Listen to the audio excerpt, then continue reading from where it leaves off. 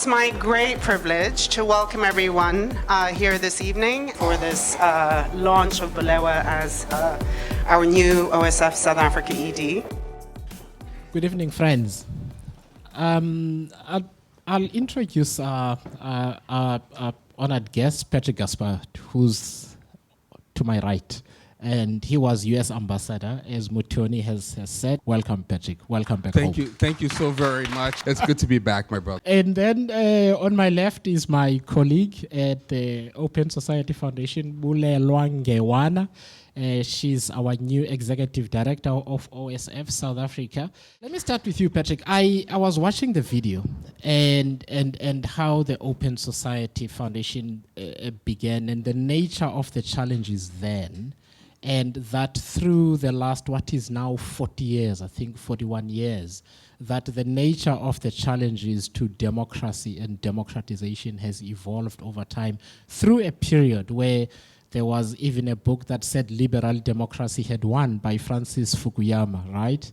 And the end of history. The end of history and the last man. And when he was here in South Africa last year, I think it was, he also kind of was questioning that conclusion. We was realizing that it's not so simple.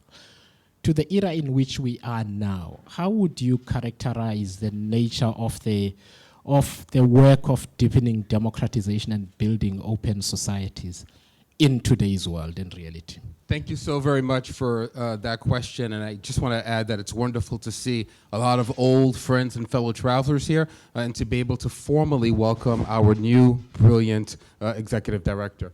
So, yes, Francis Fukuyama, in a visit here and elsewhere, has been backpedaling on the epiphany that he thought he had at the end of the Cold War. But it's not his visit here that I would focus on if I want to illustrate what the great challenge is to open society and democratic values are currently at this point in the 21st century. I would actually use as a point of illustration, my brother, the visit from the economist Thomas Piketty. Yes. He came to South Africa, was it 3 years? It was 3 years ago now.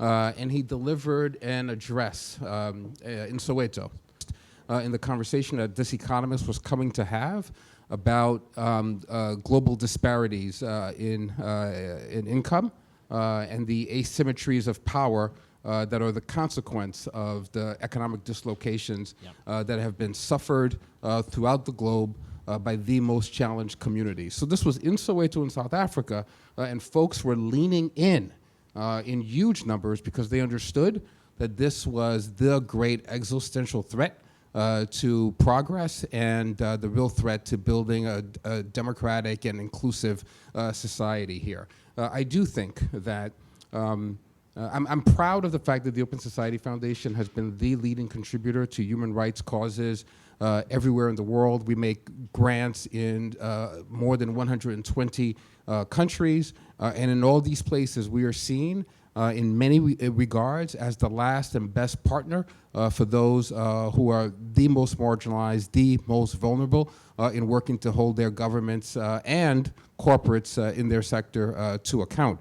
But I think that in the course of our journey, we've been insufficiently attendant to this challenge of economic justice, which I think has to be aligned with the cause of human rights, because it essentially is. I mean, think about this right now. As we're having this conversation, 1% of the global population has more wealth than 6.9 billion people, and more than half of humanity is subsisting on $5 per day, more than half of humanity. And then think about this, if you would. If you want to understand why some of these disparities are baked in the long term, if you look across the globe, and you look at dollar-for-dollar investments that are made in public services, public infrastructure, only 4 cents out of every dollar that's spent on public infrastructure comes from the taxes of that 1%. It's an astounding thing when you consider they control 60% of all wealth. So that tells you that the circumstances we find ourselves in today with those economic dislocations did not occur by happenstance. There's something that's strategic here. There's something that's quite intentional here that we have to have a kind of vigilance for. So as I look at the challenges that exist everywhere in the world, but most especially here, that one comes to the fore for me. So that in many regards, the spatial architecture of apartheid was still in place. I'll give you a for instance. When I first came to this country, working closely with urban designers and planners, we saw the ways in which black and colored populations in South Africa were existing further away from the centers of the economy than they should, right? Come back, again, fast forward 25, 30 years later, and we've seen through the development of publicly built housing that not only was that doubled down on, but challenged communities were actually living even further away from those centers of the economy because there was unplanned growth and unstrategic growth. So that's a great challenge for me that I think needs to be met in a fulsome way if we're truly going to build inclusive, open societies. The work of open society generally is about making sure that those pillars of democracy are stronger, that there are institutions within society that are really driven by a very strong civic society, where we are able to have institutions that are held into account, where you have a vibrant citizenry that is participating in its own democracy, that people are able to have open conversations, freedom, and be able to actually, in fact, in South Africa specifically, realize the rights that are enshrined in our constitution. Fast forward from 1994, if you remember those queues, as we all queued to vote for the first time with hope in our hearts, inspiration, and rigor, thinking that the battle has been won. Right now, this young democracy is facing so many challenges that are relevant, to a point where we realize that as open society, we need to be really responsive and be very relevant in terms of what it is that we need to be doing to move us forward. So it is exciting to be in this space. It's challenging in terms of actually being able to divine what the future holds. But we are excited to be able to really take the risk where necessary to get us there. What are your thoughts on what we as South Africans and the foundation itself can do to build a culture of strong institutions, help to build strong democratic institutions and accountability, and also involving ordinary people in that? South Africans have always been people who are very, very positive in their outlook, no matter how difficult the challenges are. We need to work collaboratively. No one can do this job alone. No foundation can be able to solve this problem alone. So for us, collaboration and partnership becomes a critical principle of our strategy. We need to be able not only to look at civic society in terms of organized civic society, but to be able to activate the passion of the ordinary people on the streets. Movement building is a big opportunity for us. And so we lead sometimes from the back, we lead from the front sometimes we let our grantees do the leading.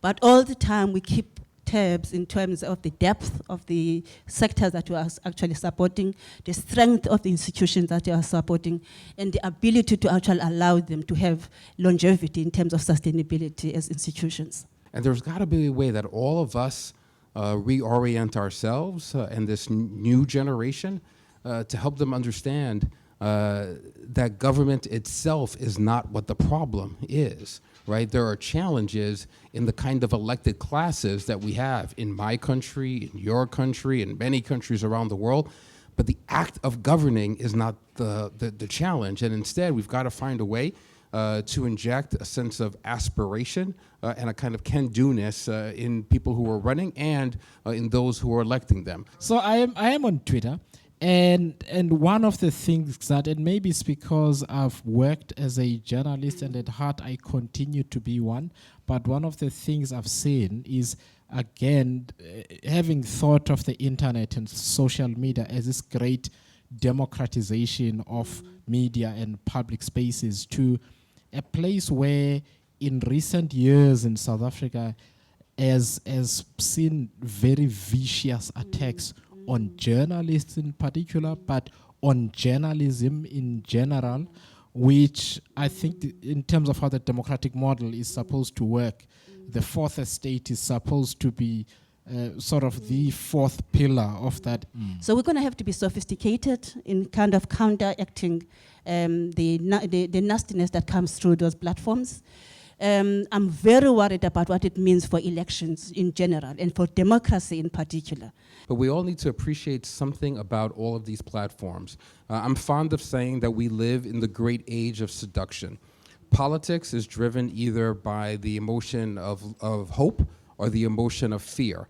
But the way the algorithms work, the way the commercial model works for these platforms, particularly Facebook, is that the more anxiety that's exhibited by the person online, the more paranoia, the more anger, the more likely it is that it's going to attract attention, it's going to attract likes, clicks, or some kind of debate and conversation. And the model is designed to take advantage of that, to exploit that, and to create an attention addiction around that. It's baked into the commercial infrastructure of these platforms. So we have to appreciate that even though there was a sense that many of us had that this was going to lead to an era of great democratic opening, it's actually having the reverse effect. Sis Bulelwa, what can we expect from the foundation?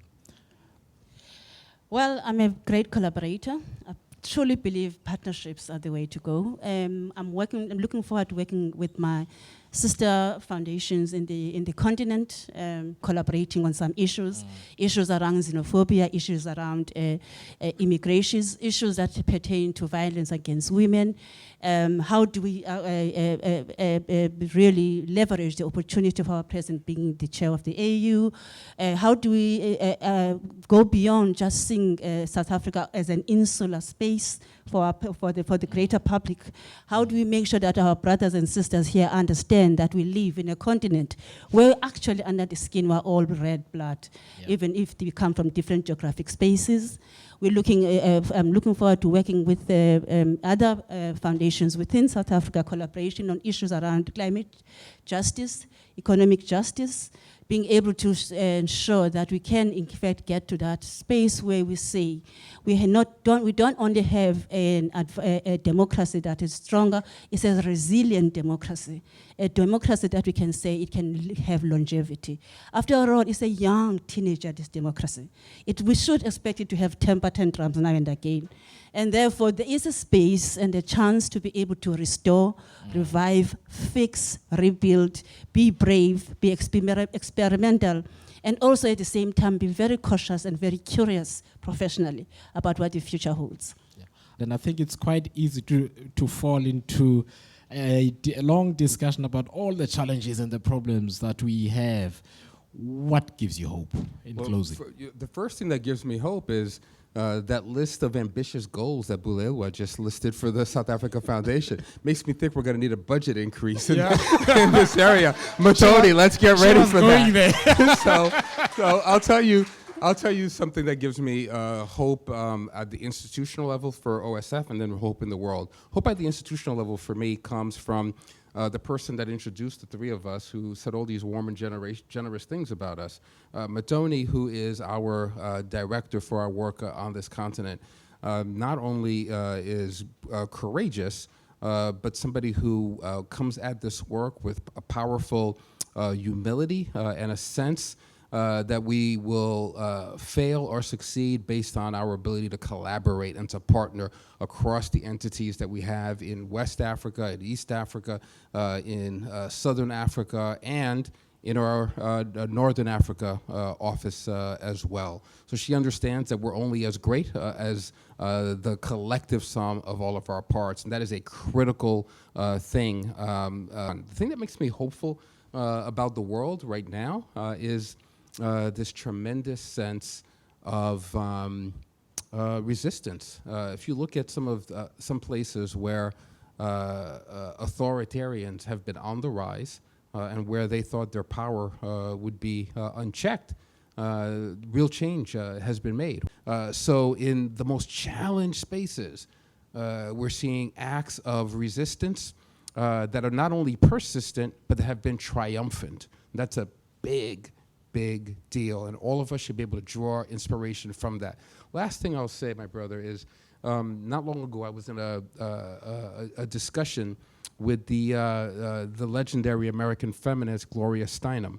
And Gloria Steinem said that evening that one of the great benefits of growing old or older is that one has the blessing of perspective, and you can remember when things were worse. So as challenged as we may be in Washington, D.C. Or in Pretoria, we have to have the perspective of history and remember those who gave the full best measure of themselves in order for the privilege that we have today, and in their name carry it forward. So thank you.